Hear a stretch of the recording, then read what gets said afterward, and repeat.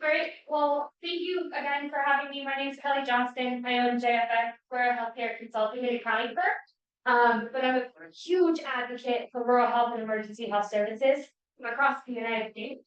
Right now we're doing a lot of advocacy work, so it's really fun to listen to the last presentation because there is still time to influence the rollout and implementation of the OBBPPPPP. And so as a result, we still have about 90 days in terms of their implementation period for those applications, as well as what metrics they're going to want to influence. And so I've been working with a bunch of different states actually, and that's what he said, choose the red ones.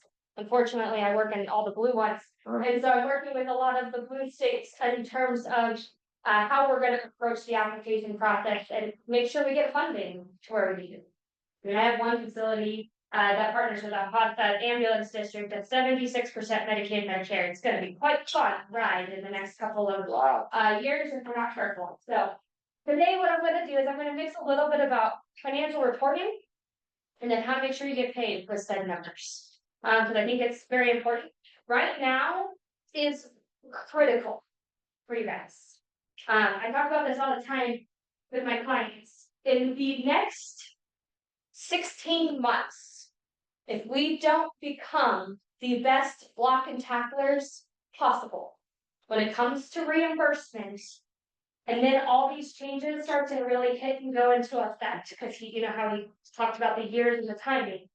Come 2028, if you are not prepared, your job's going to get 10 times worse and you're going to be super, super far behind.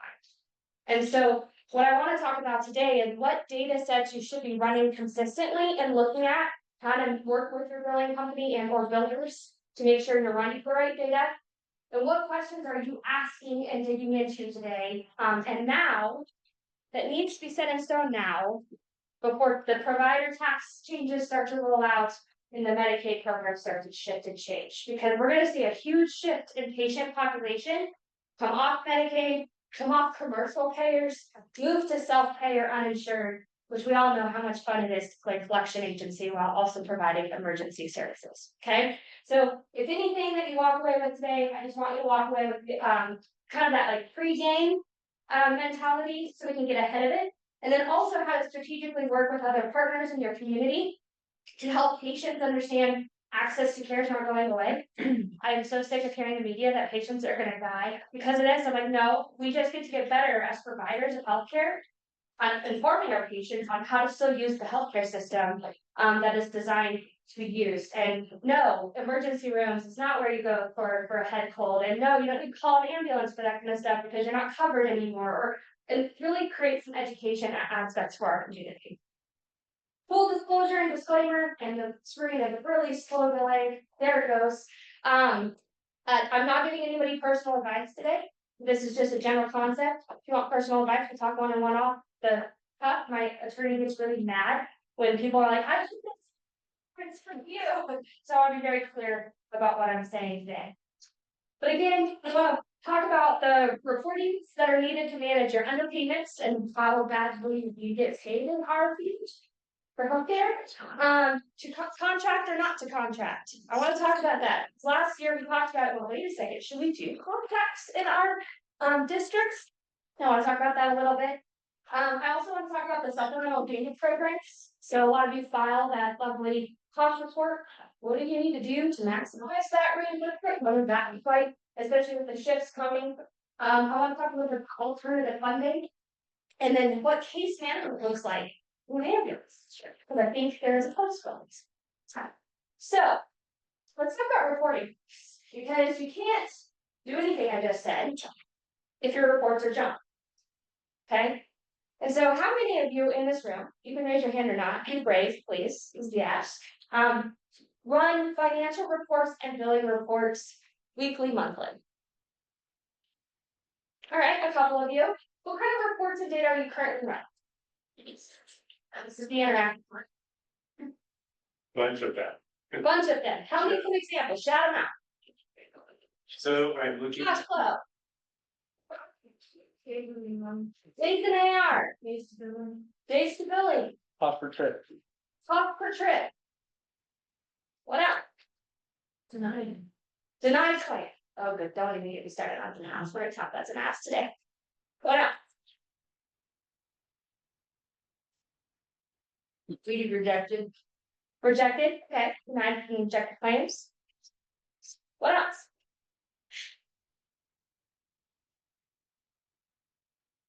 So all y'all's run? So you're like, crap, I need to do some pop quiz today. Right? What about profit and loss? Any run that?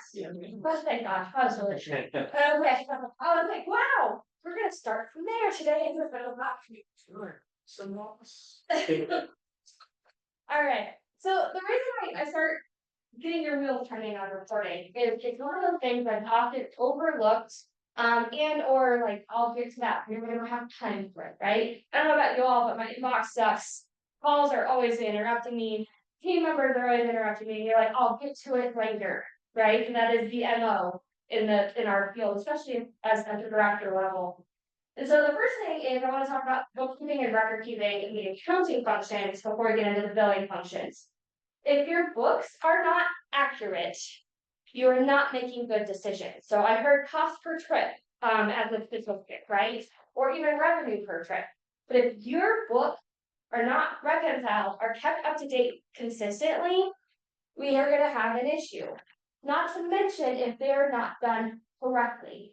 When I walk into a lot of organizations, I don't care if it's an ambulance district, a fire district, or even a hospital, it's amazing to me how much opportunity there is in terms of how people do their bookkeeping, right? So for example, credit cards and credit card receipts. Talk about chasing people, by the way. Turn in your credit card receipts. It makes your account happy. And so as a result, making sure that that information and that data is in the profit and loss is super important, and it needs to be in the right period of time, right?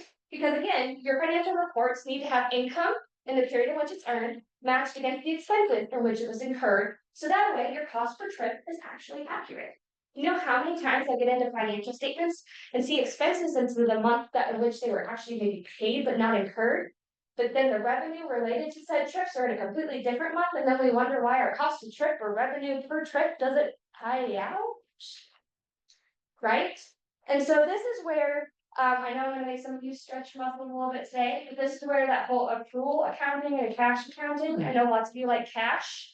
The accrual can actually help you manage true cost per trip because that's the actual expenses incurred in that period matched against the income for said trip in that period. If you do it on cash basis, it's all a lagging indicator and you're not proactively managing. Does that make sense? Some of you are looking at like on foreheads. You good? Okay, so take the time to do your books and make sure that they're accurate. I always like to say a square your penny. Cash should be reconciled, your AR should be reconciled, AP and equity.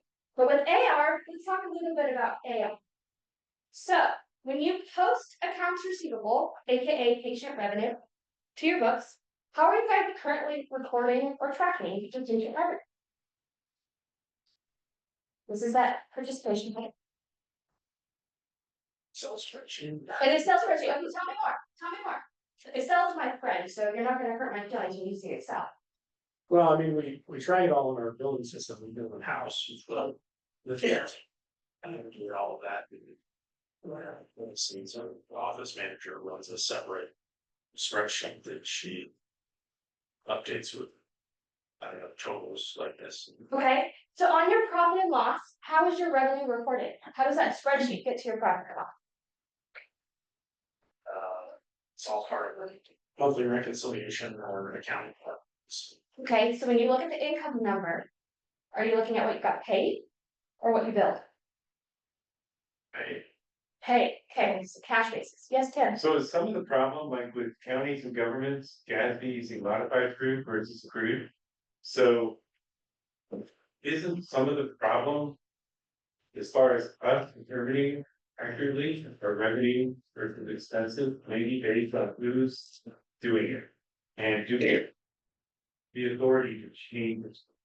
So GASB requires you to follow GAAP, which is full accrual accounting. There's no such thing as modified accrual in GASB financial reporting. Most of you do modified accrual or modified cash, and then your auditors benevolent to put it on a GAAP financial statement, so you check a box, okay? But here's the deal, the biggest thing from a revenue perspective, and to provide the clarity that I think you're looking for, Tim, is that most people only put the cash that they receive as their income. So here's the deal, how many of you get paid the exact amount you bill? If anybody raises their hand, I don't know your secret sauce, it's like, okay, cool, my point, right? So when you're looking at your financial statements, you should have a gross revenue, not the line item, which should be your gross charges. So if I'm working with my billing company or my in-house billing team, we're gonna run a report every single month that's your charges, payments, and adjustments report. And your charges, your gross charges should be your top line income.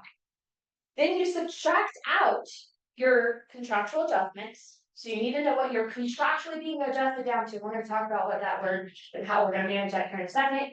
And then you're gonna subtract out your bad debts, AKA write-offs. So how many patients you're like, oh crap, gotta have to give that one free, right? And then you're gonna subtract out this thing called a reserve for future payers not paying you based off of that gross number. Right? The only guess in there is the reserve. Okay, but you can get a pretty darn accurate guess with the reserve calculations. And again, I'm gonna talk about that in English here in a second. But when you do this, if I'm a director and I'm looking at my profit and loss, I can say, cool, okay, we billed $10,000 this month for transports, but I'm only getting $3,200. Why? Right? That should be a huge question. What do you think the average adjustments to gross charges for ambulance and fire districts are for the average for all payer types? Like, what do you think net collections truly is? Anybody know? So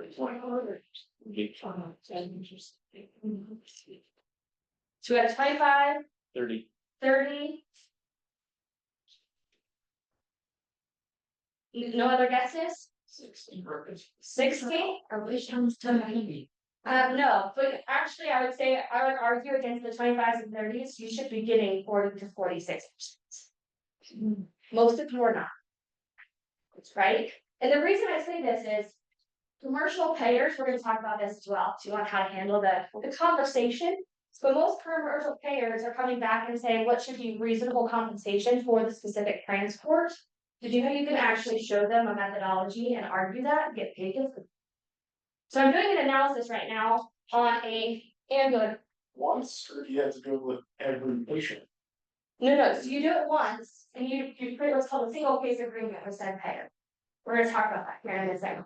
I have a strategy I want y'all to deploy today. And I'm gonna make Tim's head spin a little bit because I'm gonna use him as an experiment. Yes. So who do you argue with? The payer, the payer representative. So, and who, how do you find who that payer representative is, even like at Anthem Blue Cross? So each region has a payer. So United Health, right now, I actually have the list, I would gladly send it to Kim to send out to everybody. Absolutely. Cool, I have a payer rep list for our regions in Colorado, and you need to call them. It's a simple phone call, your billing company should be doing this for you, but this is something that I think is super important. Sorry, billing company representative, that I recognize you back. Too, but job security, right? Alright, so anyway, my point is, when you look at reimbursement, I want you to start thinking about your profit and loss more than just a board report that you check a box, but rather a tool that if you put the data in it in a way that matters to you, it's a way more effective, useful tool. So many people prepare profit and loss statements in QuickBooks using the QuickBooks default, or also using like whatever their accountants say, but they don't organize the data in a way that actually helps them make decisions, which frustrates me as an accountant, because at the end of the year, we as the accountants will organize that data to meet your audit standards, right? But from a profit and loss perspective, you should have expense categories that actually matter to you. Like if you're doing cost for transports, you should probably have patient care costs grouped in a specific bucket, and then all overhead grouped separately, so that it's very clear to calculate those transport costs, right? But if your profit and loss is not organized that way, God, you're doing a lot of manual work, right? And this is how we start getting on top of proactive management. But you cannot get to the point of true negotiation or understanding these statistics if your books are not there.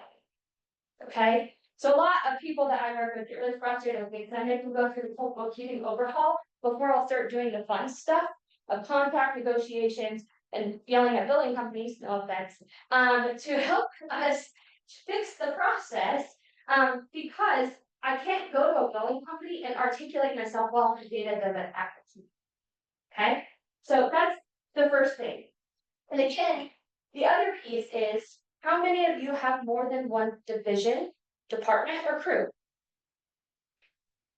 Only 3 heads nodding and 3 hands. Baloney, y'all are liars today. A lot of you have multiple crews, or you have multiple divisions, right? How are you allocating those expenses to those divisions and those crews? Are you tracking that? Which crew is more effective? Which one's less? Do you have good leaders for said crews? What are the KPIs and scorecards for those crews? Right? I know I'm the finance lady and everybody always hates me when I come into the office, but 9 times out of 10, if you actually give guidance to your managers and directors, and they actually like it, because then your expectation is not this elusive thing that you're trying to meet, right?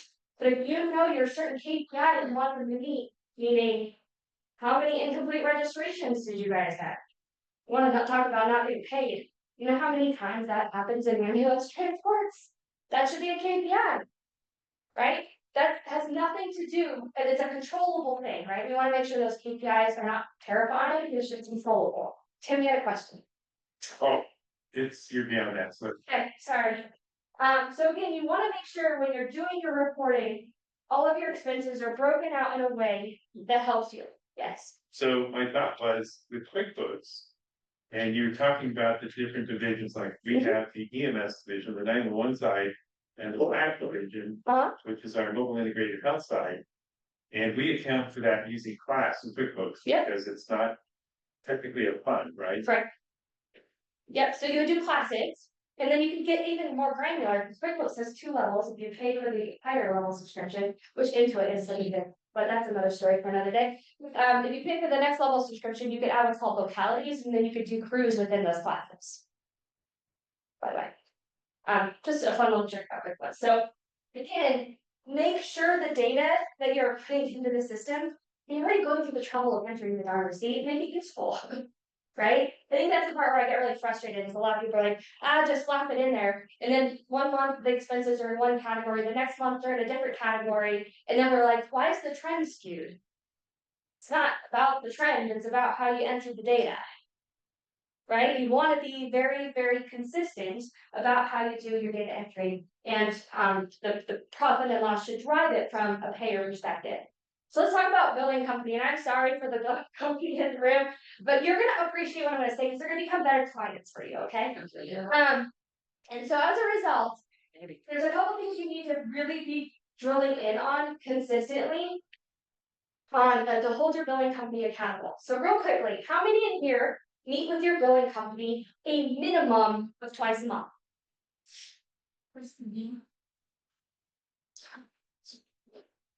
Is it more frequent or less frequent? Okay, you're an anomaly. Okay, but how many of you meet with your billing company monthly? How many of you don't meet with your billing company?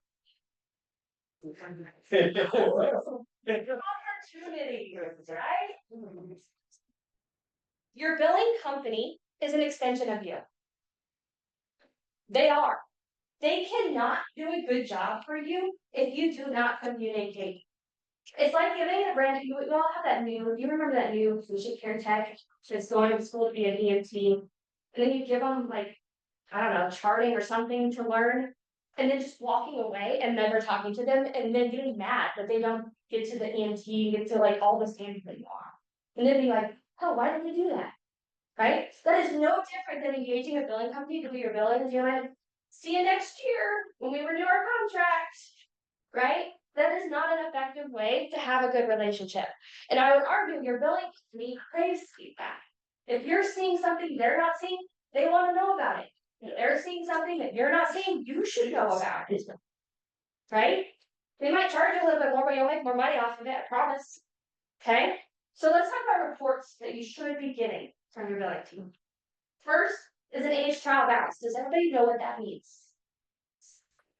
These ones do. Who doesn't know what an age trial balance is?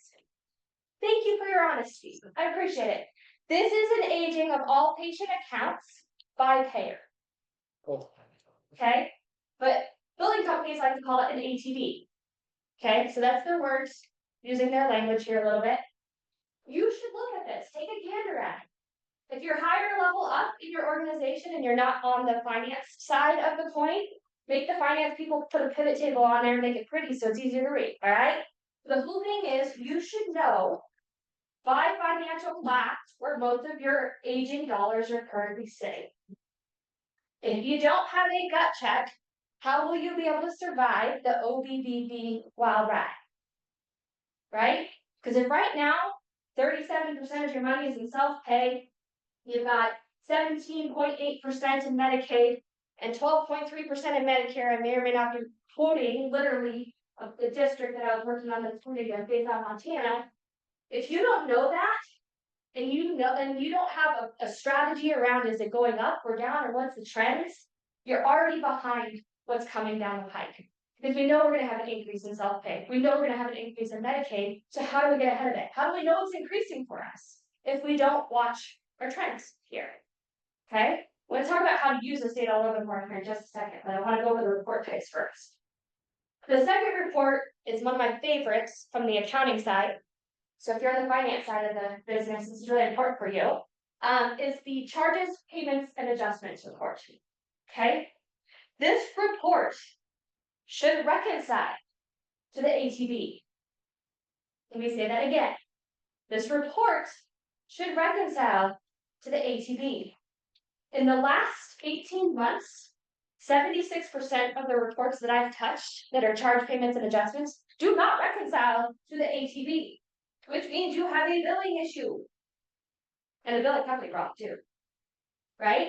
But how many people know that in this room? Right? Most don't.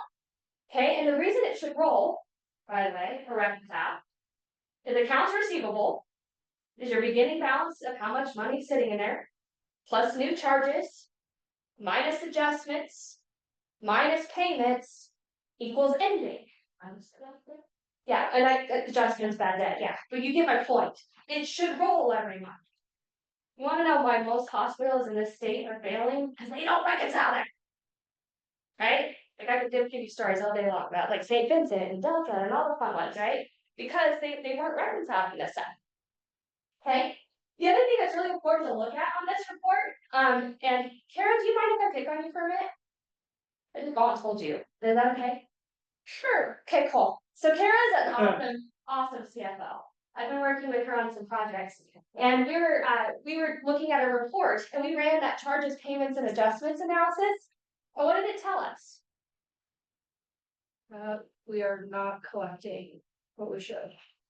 Everywhere. We're like, this claim is wrong. This claim is wrong. You just do sampling the claims, okay? But the thing is, now we have an awareness around it, and so we can go and dig into it, right? We're talking a quick little pivot table, quick little review, but it gave us a really good idea of which payers are not playing nice and which ones are.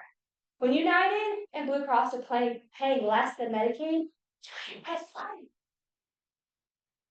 They're commercial. They should be paying more, right? But again, they bank on you not watching that stuff. They love it. We call it intentional ignorance, right? Plausible deniability, whatever you want to call it, right? And so again, it's that accountability factor for both the billing company, but also for the payers. The third report that I love to run is a zero balance report. Who here has not heard of a zero balance report? Cool. So only two people have not heard of it. You've all heard of a zero balance report? Everybody knows what a zero balance report is? If I get a pop quiz right now, you all know what it is. Come here. I'm trying to make this fun. This podcast can get really dull, guys. All right, help me out here. So a zero balance report is all claims that were paid in full. Okay, so the balance is zero. So they've been paid, written off, adjusted off, bad debted, balance is zero. Okay, I love to run zero balance reports on a rolling 12 months every month. And the reason I do this is it tells me if I pivot table the data, how much I'm actually collecting on average based off the data service versus the date it was closed, so how old the claim was before it was finally zeroed out. So I get to know my aging. And then I also know what percentage my payments are as a ratio of my gross charges by payer. Zero balance reports are how we get to what's called the reserve. How do we guess what we're gonna get paid next month, the following month? Right, because we all know it takes like, it's supposed to take like 21 days to get paid, but it's like 45 on a good day, right?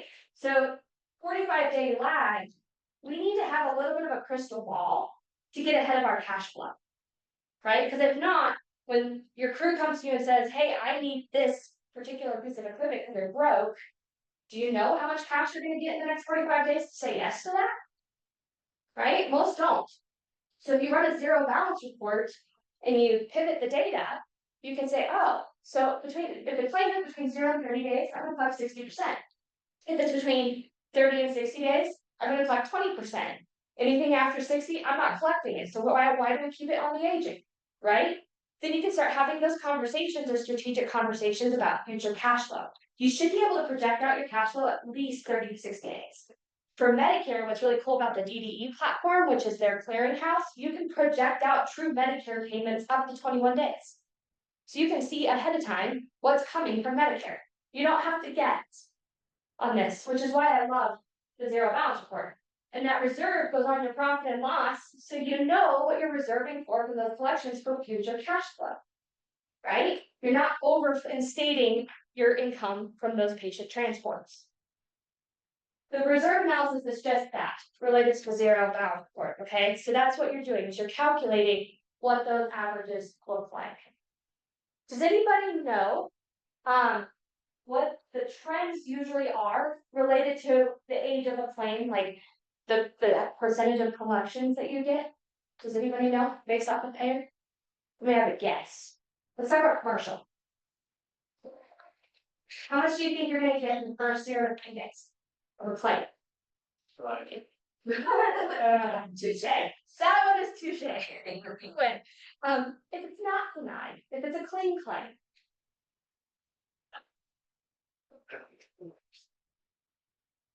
Does anybody know? Whatever your negotiated rate is, Okay, so take a guess. 78%. Okay, so 78% of the charges that you drop, you're gonna get whatever 46% of your gross charges back. Yeah. Okay, I can roll with that, 100%. Yes, that's a good guess. What about after it hits 60 days? Lower. By how much? Does anybody know the marginal loss here? Do you have an idea? I can pull it. That's okay. No, I was just curious if you know gut check. I skip it like 30% less than that. It's usually about 30%. You lose 30%. What about after 90? Well, I think you only get 10% after 90 or something like that. On a good day. If it's a clean claim that you're appealing, you'll get 10%. If it's not a clean claim and they fully denied it and you can't appeal it, it's 0. So you've got 90 days to run this claim out. Which is why you cannot sit on your darn slips and not get into your billing company or your billing team until the end of the month. Some of y'all kill me. I'm just gonna throw that out there right now. Some of you sit on them and then you slam them all into my billing team at the last minute and they're scrambling to get them out. When we have a 90-day runway. You just ate up 30 of it. Thank you. Don't do that. So tell your crews not to do that to us too, please. Because it takes every single day of those claims to work them the right way. But you're not talking about timely filing issues, you're just talking about it as time goes on. That is correct, Yep. yeah. Yeah. Yeah, not to mention time of, that's a whole other ball wax, but yes, you do. Maybe a dumb question, but how do you balance out your ambulance bills with hospital bill? To make certain hospital bill hits the deductible and cover or deductible versus yours. Oh, you're open doors, loaded question. Yeah, so this is a fun game. So this is where, okay, so you said hold it for 60 days. Terrible. Yes. Well, Can I- can you repeat that question? So the question was, how do you balance out your bill from a deductibility perspective or co-insurance perspective when it's also part of a hospital visit? right? How do you know, are you billing the co-insurance or the hospital billing the co-insurance? Because don't you want the hospital to take the deductible before you do? Yes, and, do you wanna play a banker? Right, it depends, because HSA is, it's huge. Yeah, so here's the deal, this is my recommendation on it, and I actually have that as a slide, but we'll jump there now, because that's where we're there. One of the things I think needs to happen more for the emergency medical transports is a coordination between your billing team and the hospital's billing team. There's a huge disconnect here, and I'm working with a hospital district right now that has a separate ambulance district. And what we've been doing is we've been actually having a monthly billing meeting between the ambulance district and the hospital district's billing team. And it's amazing what is happening, because we're trying to figure out for the high deductible health plans, which ones drop them first versus which ones don't, right? So in my opinion, you do want the hospital to collect the co-insurance and the deductible, because that's a pain in the butt, and it transfers to self-pay and you're a self-pay collection agency. And at the same time, you have to weigh the cost benefit of waiting 60 days. Do you think it's gonna be a clean claim, so that it's clear transport, it's really easy and documentable to where you're gonna get paid? Or are you gambling and now you're 90 days out of no cash, you're better off getting some cash and then dealing with the self-pay balance? Does that make sense? It's a strategy. So you need to look at your payer mix, you need to look at your transport types, and how you're billing. Are you billing based off like what type of billing it is, and then weigh your strategy. And then if you're nearby other hospital facilities, there is an opportunity to coordinate. And I know some of you are like, heck no, they don't play nice, I would make different. A lot of them just are not. I'm sorry, What is the coordination with the hospital? the You're coordination, trying to stick it to them, I'm sorry. other than you're trying to stick it to them by them absorbing the opiate title. But if the hospital has a really good financial counselor program, I'm gonna pick on St. Vincent per se, some of y'all know that story. So St. Vincent, we actually have the ambulance under the hospital, but in the grand scheme of things, I'm partnering on a couple other medical transport situations with them. In that particular case, St. Vincent, I've been working with my billing team there, my patient registration, my financial counselors to better handle high deductibles and co-insurance and payments with my patients. And so I will gladly work with you because I have a program for that patient. Right? So you're not sticking it to the hospital if the hospital is willing to work with you, because we need to transport just as badly. Yeah, fair enough, okay. You know what I mean? Because we all go busting people in, my ER sucks, which then it doesn't bust and ship to my ancillary services, which then means I don't get a primary care follow-up visit, which means I don't get an inpatient or an observation stay. Y'all feed me, thank you. Right? Don't forget to tell them that too, by the way. Right? There is a way to coordinate here. And I think the problem is that like there's just a line in the sand. And I would argue it can be broken. I've broken it down in Montana and Oregon, and one I'm playing with here in Colorado. It is doable. To your point, though, you need to weigh, is this one I want to wait on? Is it a high deductible plan? Or is it one I can just run away? Is it something simple like Medicare where we know what the rate is and just move on? You know what I mean? So I think there's strategy to how you handle the timing of billing. Okay, it's not what we treat billing as, and this is what kills me. We're treating it as like this just back office elusive function. But if we don't have a strategy around billing, like we have a strategy around our capital equipment and future purchases, we're way behind. Your billing company should be at the table with all of your strategic decisions, in my opinion. A representative of them. Super, super critical. And then the other thing that needs to happen to layer on top of this is this build the unpaid follow-on. How many of you know your billing company or billing team's process for following up with build the unpaid claims? One Are you hand, saying unpaid or underpaid? unpaid. We'll talk about underpaid later. Unpaid. You have a process and you know it. Yep. Are you open to sharing? Well, we do in-house billing. That's fine. That's totally fine. So what is your process? Well, you build reports into our system that are run, 30, 60, 90 report, and our CFO is really on the ball, so if the billing team drops something, we're getting a report to our going, you missed this one. So she's looking at notes probably, does the report have like notes of when it was last followed up on? Yeah. Okay, yes, so that's exactly what I was hoping you were gonna tell me, thank you, you're doing it right, we're doing. So for bill but unpaid follow-up, what blows my mind is how many billing companies, and I'm gonna just assume you're not busy, so please, I'm pushing behind you a lot. Of our business section. I'm sorry? I say that's one of the most important parts of our. That's rare, by the way. Most billing companies suck at this part, so full disclosure. But one of the biggest things is that bill but unpaid report, they should be able to spit out a report for your administration team about every claim that's been billed but not paid and where it's at status. If they cannot provide that to you consistently, they're not doing their job. And I can give you a list of billing companies that don't do that well, I'll show you. Because the problem, like I just took over a revenue cycle department, as an interim revenue cycle director, I don't know why they do this, but anyway, for a facility that I'm working with, an organization. And I was working with each of my billers, I had a specialty in like Medicaid, Medicare, one commercial. And I was asking them about their bill but unpaid follow-up process, and they're like, well, we just make some phone calls every day. And, right, like there's no process, is it high dollar claims, what order do you work it in? Do you work it based off of ones that are coming near the end of the road, like where are we at in this thing, right? And you should be able to give really clear direction for that bill but unpaid follow-up. Just so you know, if you increase collections on average by 5% of your aged balances, you will be able to add 2 FTEs to your facility or organization on average per year. 5%. I've done an average on a bunch of my clients on this because I was curious. That's the gap that I'm talking about in terms of my title. Like if you were to add that up, it pays for humans. Because we were always wondering, how do we deal with the salaries and wage increases? How do we deal with being short-handed all the time? This is how you deal with it. You get credit for the work you're doing, right? And then you need to have a self-pay plan. This is going to become mission critical over the next 2 years. How many of you have a plan process for your self-pay?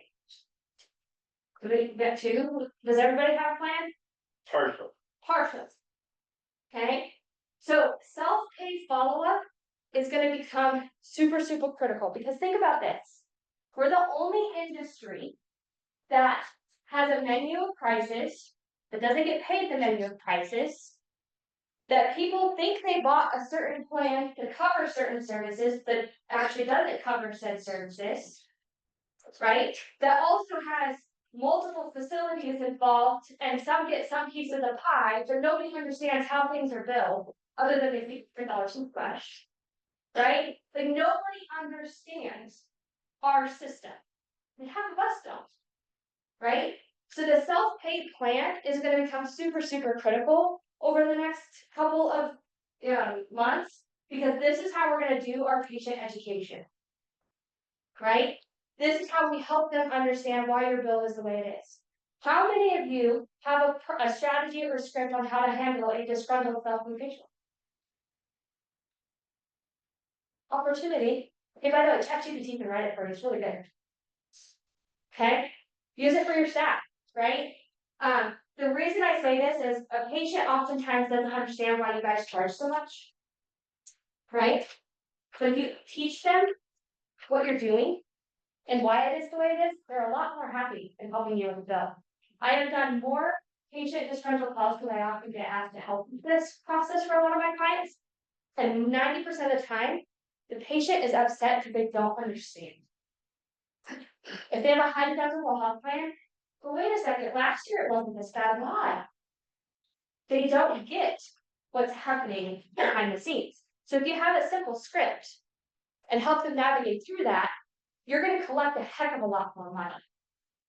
And don't be afraid to negotiate, right? Empower your team should know what their limits for negotiation on self-pay balances are. This is another thing. I have a facility right now.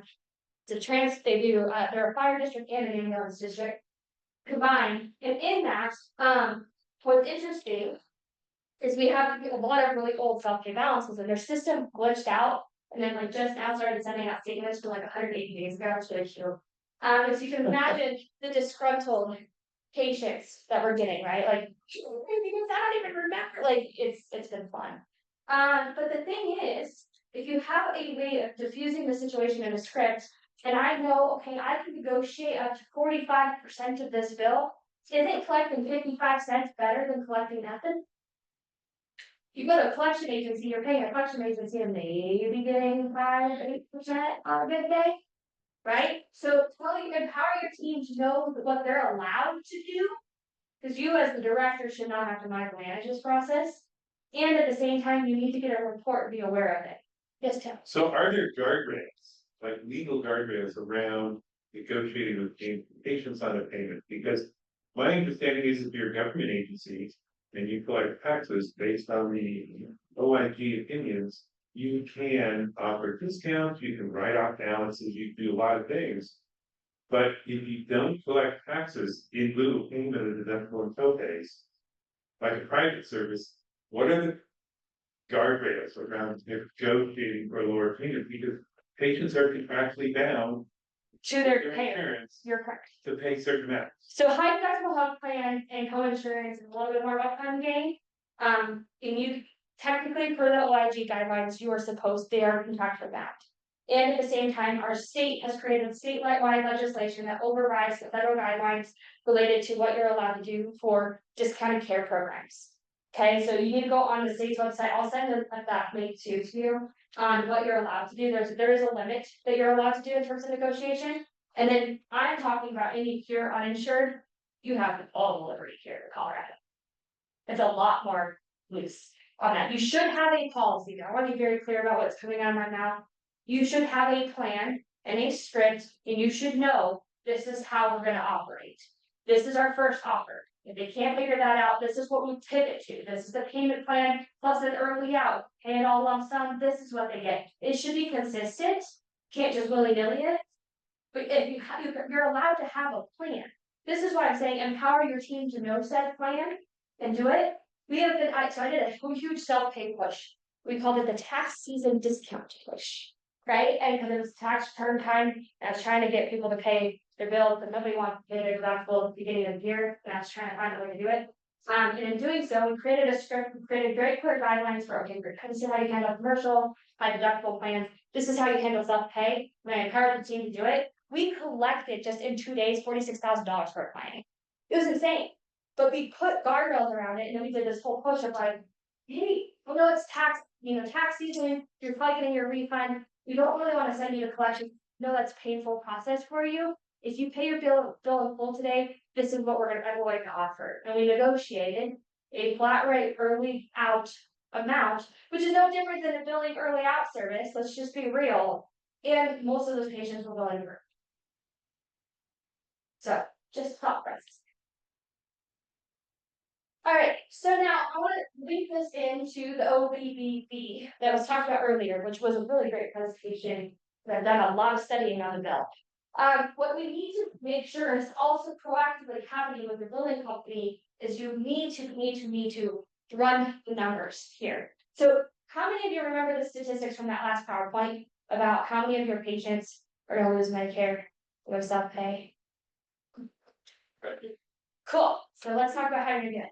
Okay. So when you run your reports from your billing company, how do you think you're going to get ahead of percentages on Medicaid changes for those that are going to drop off of commercial plans? Yeah. So I'm a little confused. I wrote this question down. Obviously, I see them coming off of Medicaid. Uh-huh. Why are we expecting more to come off commercial insurance? So I don't know what's going on with the screen. I'm sorry. Yeah, the premium tax credit, which is what's currently driving people to use the exchange to get a discount. You get a credit for any level under 4 times federal poverty guidelines. Okay, so if you're 4 times federal poverty, you get a specific discount. 3 times, 2 times, 1 time, right? That premium tax credit is going away. Okay. So how many people now that was affordable health insurance no longer affordable are gonna be like, yeah, screw it, I'm not doing insurance? Do we know that's going away yet though? There's a lot of debate. I think it's gonna make it come back, and I think it's I gonna, was just curious, because you said it's going away, but we don't know that, correct? Or is it the shutdown by. I don't know. Sorry, I didn't mean to No, start. it's a good sidebar because everything about what we do is trying to guess right now. I get to go to DC in 2 weeks and fight about it, so it'll be fun.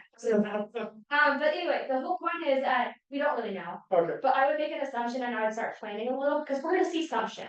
It's not affordable necessarily, okay, right? We also know those emergency catastrophic plans are gonna make a comeback, because that's now allowed. And so you're gonna see a shift to high catastrophic, high deductible, the fun stuff that make going people cringe. Plans, yeah, those are gonna make a comeback. We know we're gonna have some fall off, we don't know what it's gonna be at. So I don't know if it's gonna go away completely, or if it's gonna be a different phase out, we don't know. I would also argue in Colorado specifically, we have some fun players when Blue Cross did their updates, Humana and United, sorry, I can't say their name without like having a reaction. Those three players have now developed plans that are only allowed in certain zip codes, which then cause them to not be allowed in network in other zip codes. Patients don't know that part. And so we have to watch that, because when the exchange drops, then those plans are gonna pop up a lot more. So I think it's gonna get worse. We're gonna have the same impact. Yes, Deb. So we did bring this up yesterday at the CMD meeting. Nationally, what they're asking us to start tracking from our pay remittances, from what she's talking about. Are we seeing decreases in commercial? Are we seeing decreases in Medicaid? And are we seeing increases in the self-pay categories? The other thing that they're requesting me watch for our billing company, and looking at my billing company right now, is are we seeing acuity changes as well? Yes. For example, because people are losing their insurance, are they deferring care? And so what we're seeing now is an increase in ALS charges versus BLS charges from the past. Yep. So are we taking care and transporting sicker patients over time than we were prior to this OBBB change? Yes. That's what they're recommending we start doing, so we can communicate that. Oh, I have questions. You're hitting the nail on the head. Yes, so Bobby has seen a huge decrease in commercial insurance, and I think it's only gonna get worse. I think one of the big things that's gonna happen related to all of this as well. Because the media has really done a great job about telling people they're gonna die now. And I'm sorry, I don't care what political side you stand on, it kills me, as a patient care provider.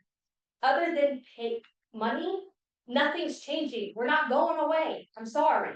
And so what we need to do in this case is not only track the numbers, but I would argue, I want you guys as an organization, you should have a seat at the table when you're talking to community partners to talk about the right type of patient care. And I say this because emergency transports, ERs are abused. Okay, even in rural community, it kills me. Because here's the deal, as people fall off of Medicaid, they're not gonna go to their primary care wellness business meeting. Nope. They're not gonna go to a walk-in clinic because it's not covered, right? So what they're gonna do is they're gonna wait, and then they're gonna get sick.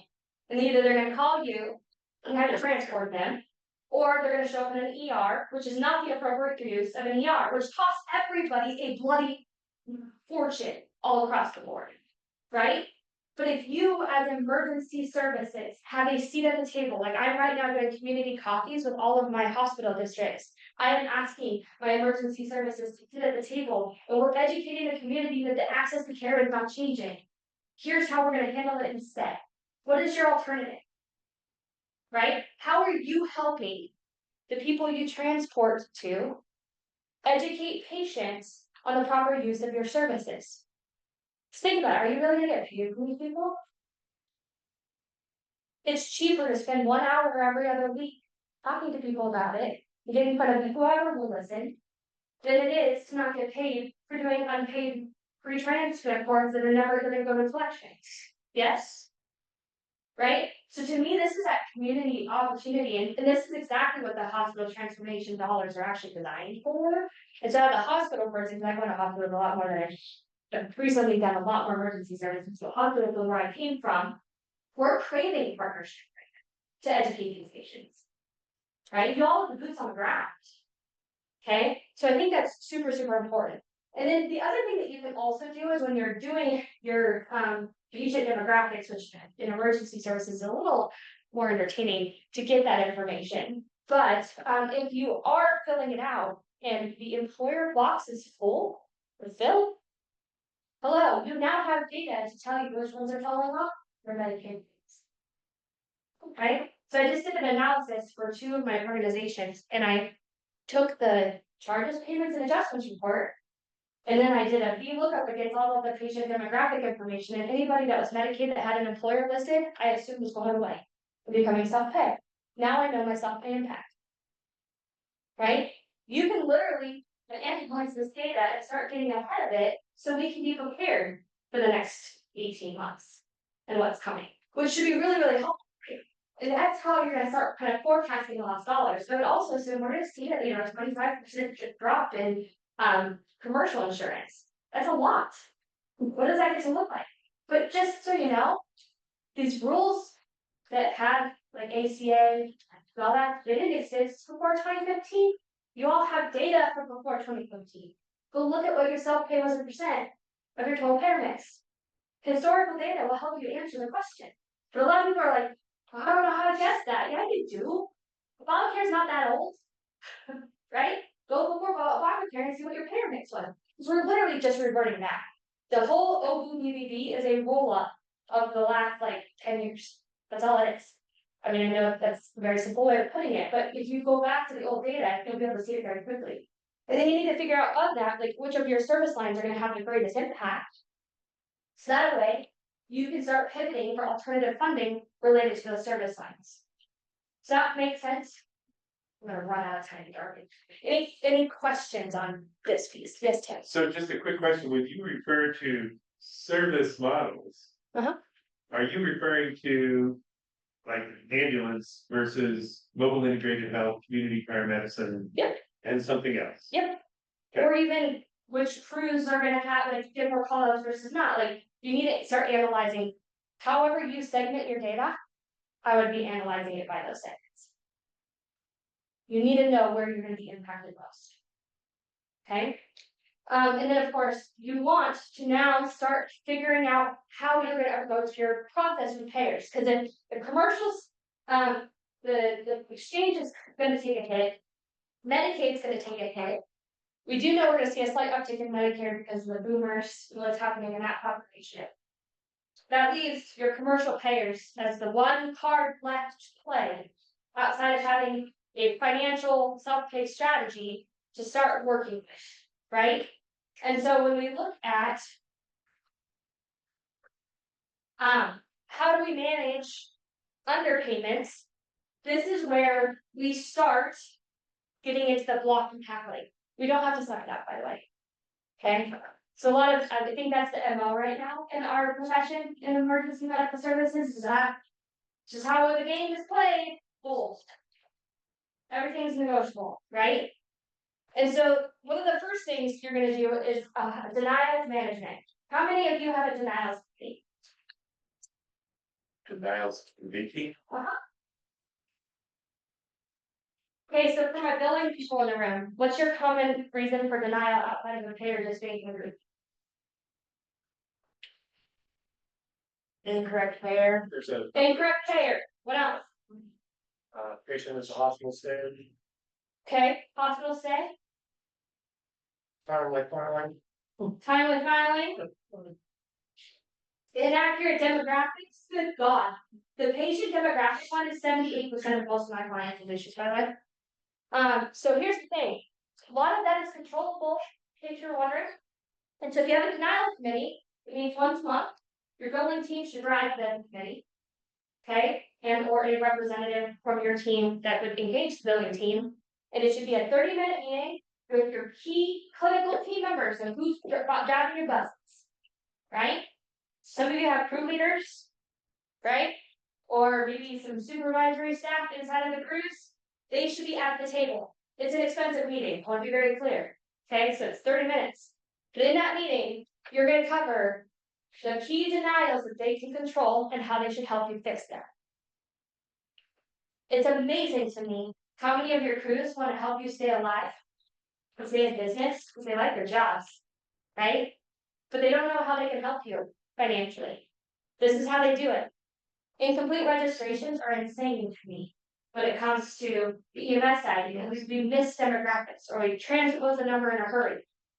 Right? So how can we help them help you from the billing lens? Is there some better system process that you can put in place to clean that whole front end up? Right? Denial management is more than just running a denials report and being like, oh crap. Okay, it's very reactionary. But if you get ahead of it on the front end, there's a lot of controllable pieces. Medical necessity or federal reason of the transport is another one I see a lot, right? What didn't happen communication-wise with the hospital or other partner that caused you to get screwed? Great, now you have an opportunity to go talk to said partner about how to fix that so it doesn't happen again. Right? I have a hospital situation where on the opposite side of the hospital, I became screwed because the ambulance company is doing it. So we were working together, we found out that both of us were documenting it incorrectly. Right? And so by working together, we came up with a solution and now we both get paid. It's great. Because that's how it should work, by the way. The other thing is payer negotiations can happen. So I know a lot of you are like, when I'm with contracts, I think there's an opportunity to really evaluate whether you should or not on some of it. In some cases, you can't do that. In some cases, you can. So the first thing is usually commercial payers will pay either the Medicare fee schedule or they'll come up with this usual and customary rate that nobody knows. Yes, this is where that 25% public comments came from, right? But in my opinion, if you had a very high population of a certain type of payer and plan, I would be getting on the phone.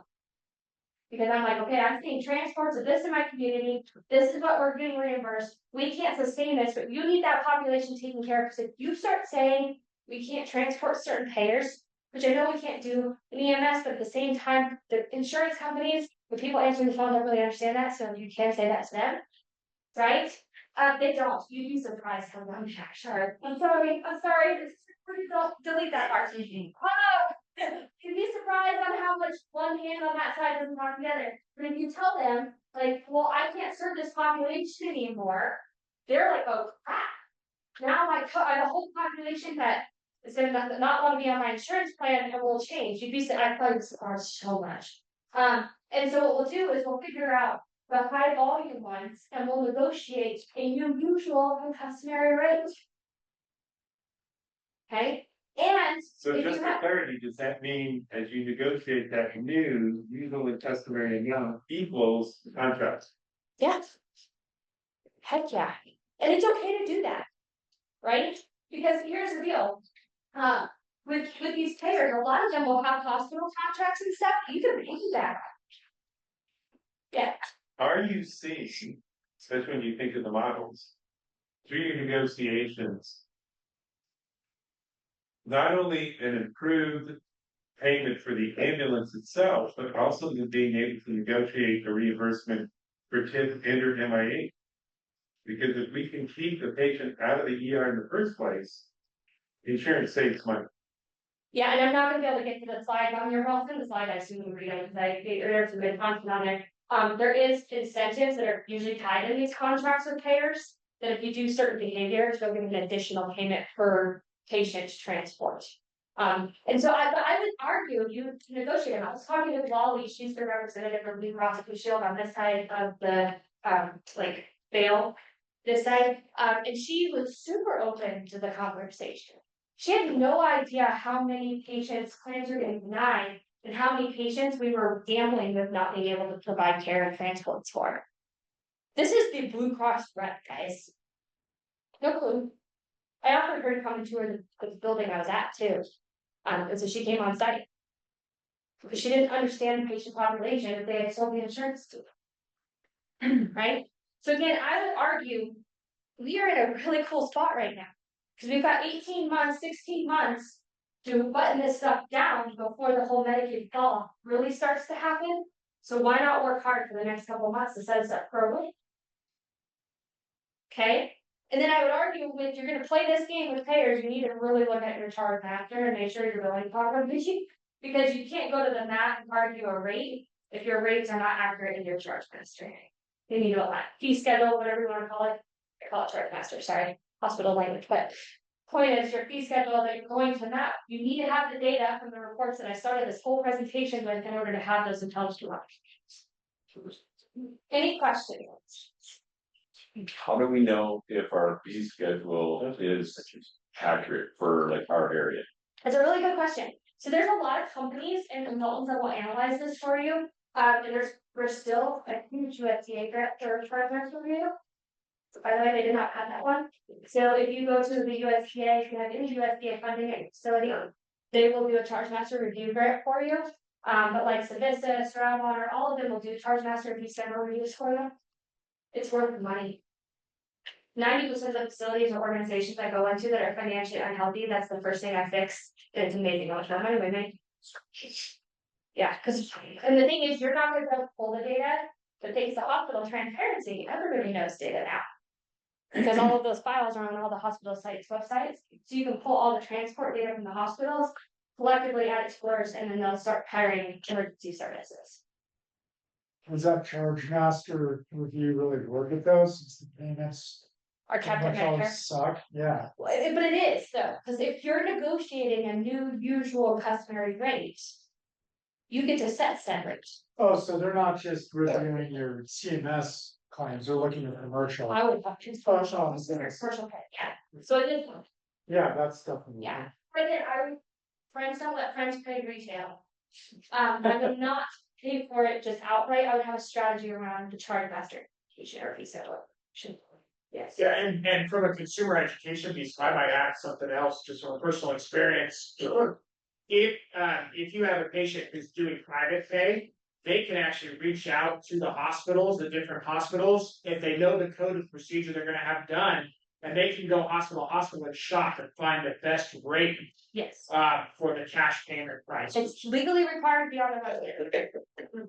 And it has to be a truly shoppable website. You can find it.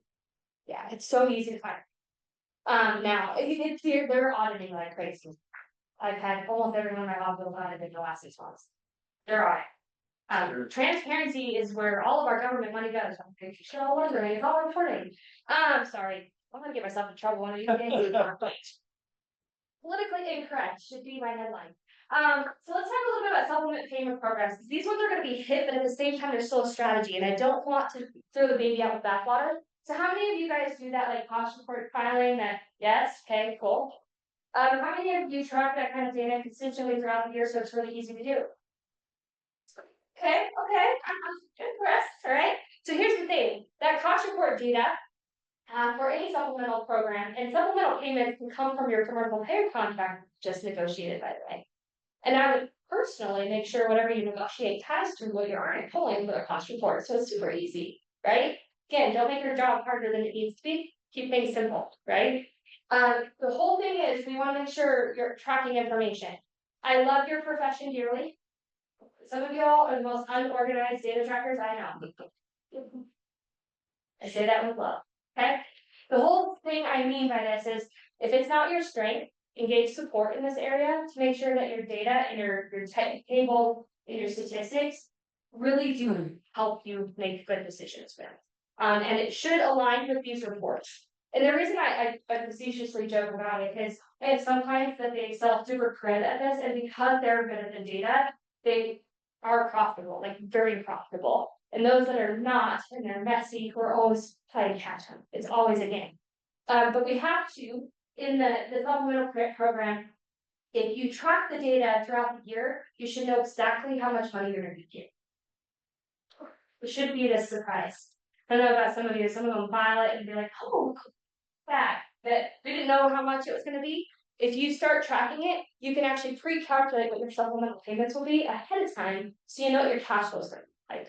And this is something that I think is really important when we're talking about gap funding. If you've projected out your hit of Medicaid, your future cash flow of revenue cycle, because now you're measuring your revenue cycle reports properly, and you have this, when somebody comes to you and says, I need new Gertlius for an ambulance, you can say, cool, look at my cash flow. Okay, cool, you can buy that in October. For right now, everything's reactionary. We don't know when we can buy it. We just need to make sure we have enough money to do stuff.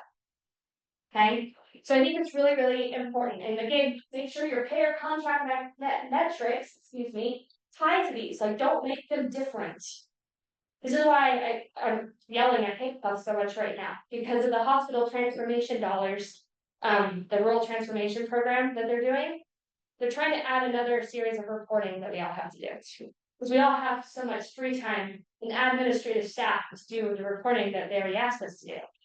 And the problem is the metrics are not even close to the ones you currently report.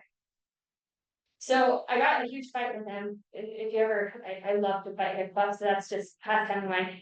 And in those conversations, they're like, but we need the transparency. Like, you already have cost reports, you already have like tax files, you already have all of this stuff.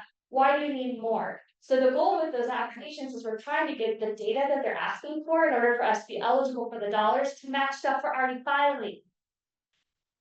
We're already collecting it. If you track it monthly, copy paste, right? Before you know it, AI will fill that out. Okay? And so that's the whole point of like that conversation about being at the table. I would love more voices at the table because they don't believe me when I say I can't afford to hire another administrative staff member to fill out your darn report. Right?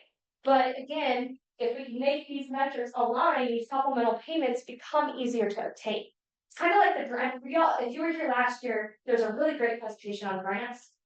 The thing is, it's kind of like grant money. You never go after a grant to create a new program. You go after a grant to supplement a program you're already doing, unless that new program is really part of your strategic plan. Otherwise, 5 years from now, that grant goes away. You now have to find a way to pay for it, right? And so it's the same concept of supplemental payments. You need to have a strategy around the metrics. Any questions on that?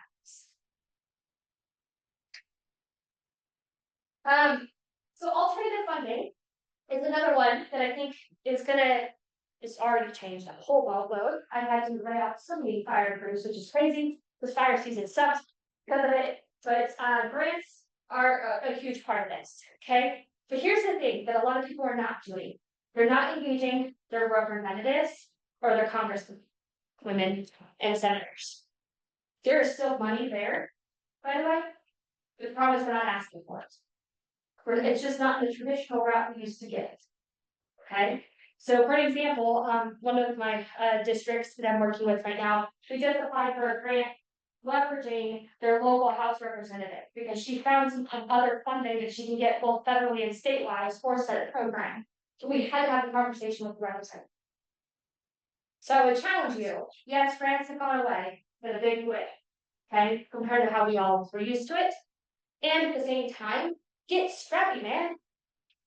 Okay?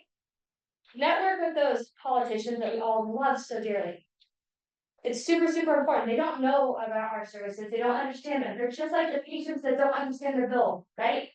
Okay, help them understand, and it's amazing what funding sources you can find. So I would highly encourage you to partner with your local and state level representatives to help this. And then also, I know hospitals are a dirty word in this room, but there's quite a few of them that do want to partner. Some of your big dogs don't want to, yeah.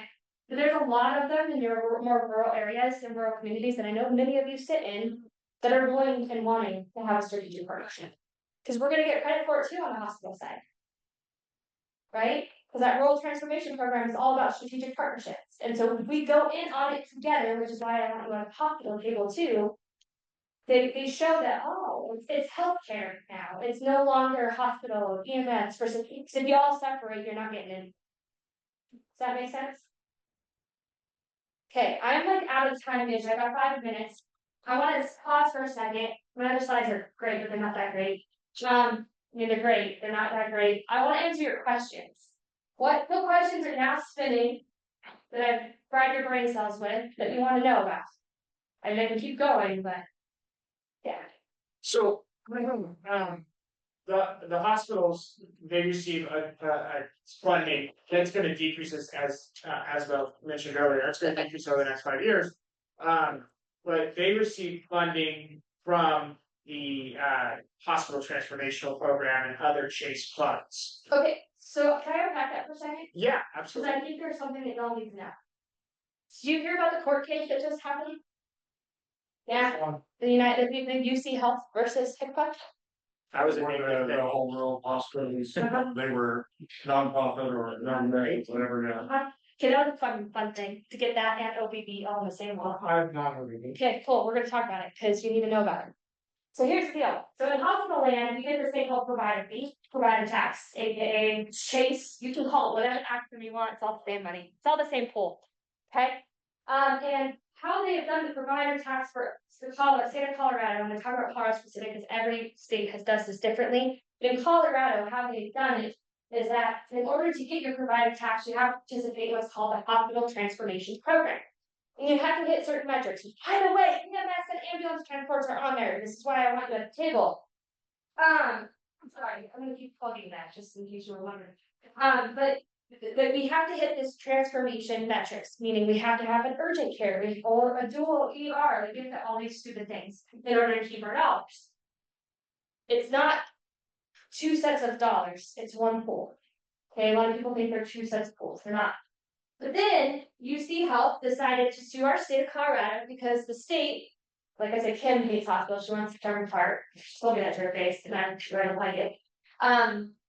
Kim denied UC Health's 2 hospitals for being considered the right designation in order to get provider fee.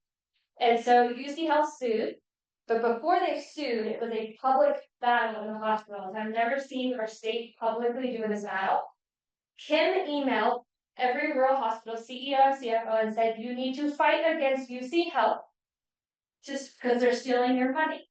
In case you didn't know, most rural hospitals send our radiology reads to UC Health to read. You think I'm going to bite the hand that feeds me? You're crazy, right? Well, UC Health was CC'd on said email threads and said, cool, we'll see you in court. And this is a public battle. This is the most disgusting battle I've ever watched, but it's great. And they're publicly duking it out in an email, and all of us are like, as CEOs and CFOs, what the hell is happening? Anyway, UC Health won the case, which meant us as hospitals were going to get our funding cut. Okay, the Chase fee, HCPF, and provider tax is a year behind in how they calculate fixed price government. Okay, you're behind. The problem is the news got a leaked story. Where they got that from? That said all these rural hospitals were gonna have so much damage, and I'm sure y'all saw it on 9 News, like St. Vincent's gonna owe back 3.1 million. It feels like it blew up, right? From a leaked government source. Okay? Well, that's baloney because there's this thing called a required government reserve to pay for that backlog. But it runs on an October to November cycle. It's really weird how this works. And so as a result, starting October 1st, all of our hospitals just got cut our funding. So I went from getting, we use St. Vincent because it's public record, I just said it in the public board meeting. We went from $337,000 per month down to $219,000 already. That same pool is the pool that is going to be at 6% cut for the 5 years. That same pool is going to go away. Okay. What's supposed to happen though is the rural transformation funds are supposed to be split and disseminated based off of applications to the hospitals and or emergency service providers.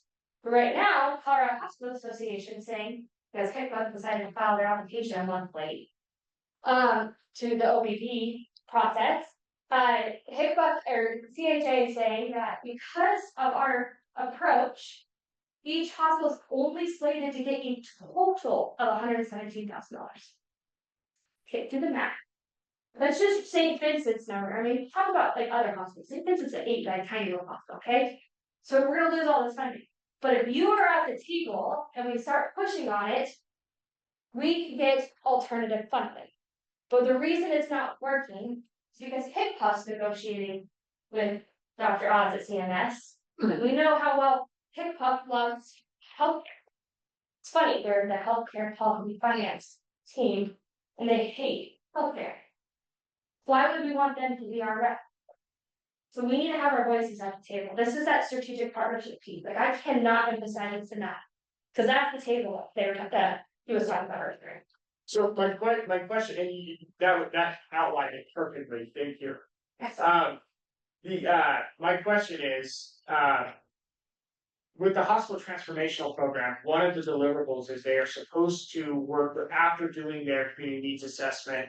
they're supposed to develop a plan in conjunction with community partners. And they're supposed to use that hospital transformational money to increase collaboration in the community. So if these rural hospitals are transporting to these large hospital systems, doesn't it kind of sort of mean that they should be supplementing that? Because right now we're supplementing their business model, transporting these patients from these rural hospitals to these big mega hospitals. And we're losing money every single time we do those transports. Wouldn't, by the very nature of the rural transformational program, shouldn't they come to the table with us and supplement us so we're not losing money every single time we transport a patient for them and supplement their business model? How many of you have asked? We have. Okay, you're rare. Most people haven't had the conversation. But I guess my question is, We're not legally required. isn't that something the Chase Board should be discussing? Have you met them? Great opportunity. How about you join the Facebook? There you go. I'm a non-voting member. My point is, there's the wrong, in my opinion, and you can take a block song on his brain. The wrong people are at the table. I agree. I mean, I think about, it's just so funny, that there's the amount of bills we passed in this state that penalize rural healthcare.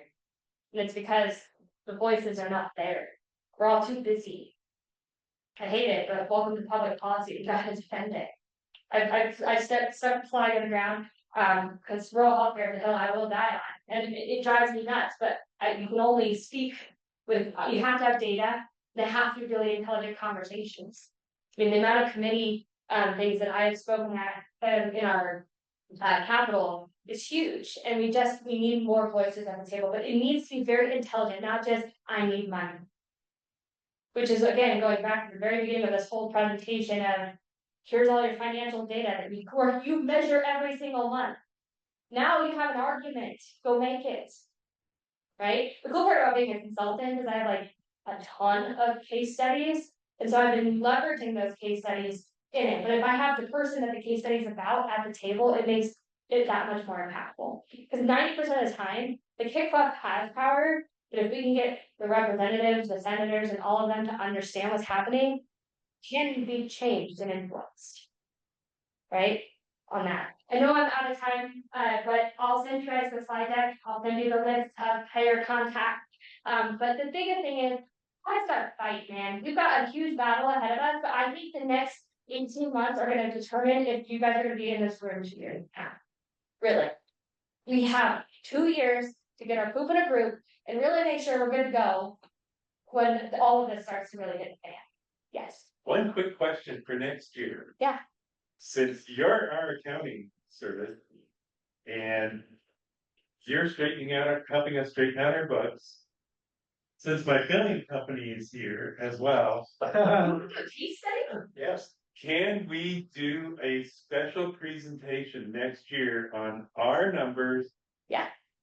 And You just won't. our billing company and. Yeah. And show how, because I still do a lot of my planning, forecasting and everything on cash, because I don't quite get that freaking accrued accounting. I know, it's a fun Okay. topic. That's why it took 7 years to learn. I'm ready to get a new client. Who would really, potentially a new client. Let's, If you are willing to do that, I will gladly bring a case study and we can do it live for you guys. let's do it, to include UHUs, to include. Yep. Cost for transport, revenue for transport, all that stuff for next year. Yeah, let's do it. Okay. All right, cool beats. Thank you guys. I appreciate you having me back again.